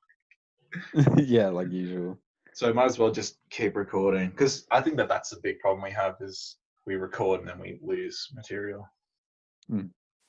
Fuck it, let's nip this off. Yeah. So this has been episode 2. Yes, episode 2. Episode 2, Electric Boogaloo. Fun. You can't say that anymore, Ben, because of the extremist Boogaloo boys. Oh, I'm sorry. Electric 2, blackface is bad. Don't do it. Leaders, future leaders of the world, it'll ruin your career. Trudeau. Yeah, Trudeau. A bunch of people. What is up with that? There's so much of that. We're ending the podcast. We're ending it. All right. No more talk. What is up with blackface? Why is blackface bad? Everyone knows what's bad. No. I mean, what is up with the political leaders of the world And like, why have so many of them done blackface? Imagine a Especially like Seinfeld these skit super like that. lefty ones. What's the deal with blackface? What's the deal with blackface? Do you think if Jerry Seinfeld, okay, last tangent, do you think if Jerry Seinfeld he did a skit and I was like, what's the deal with blackface? Why is it so hilarious? Do you think that would ruin his career? Yeah. Actually, yeah, of course it would. Michael Richardson, or Michael, whatever his name, the guy who plays Chroma, he said the N-word ruined his career. Yeah. So why wouldn't it? The fact he's on Seinfeld wouldn't It's change just anything. fucking absurd. I'm not convinced that all blackface is bad, because some of it is cultural. But the stuff Whoa. that's direct reference to those minstrel shows, that shit's fucked. That shit is racist. fucked. Yeah, I had one of those dolls when I was a kid. Oh, like pretty much every Yeah. Australian has a gollywog. Yeah. I don't think gollywogs are that racist, though. Not the Australian. kind of, Perhaps at not. least. Who knows? No one thinks of them that way. They just think they're like super cutesy. I don't. It scared the Friendly. shit out of me. Do they? It's terrifying. When I was a I kid, love yeah, it was awful. gollywogs. And then, okay, this has been the end of episode 2. Jack loves gollywogs. Yeah. Jack has no empathy for Gollywogs oppression. and phalangism. Gollywogs and phalangism. We'll be back. I don't know. Whenever. Yeah, Whenever I feel like letting you little piglets suck from the teat. Yeah. That's when we'll be back. Until then, signing out. Hooroo. Goodbye. Bye. I'm the gin in the gin soaked boy.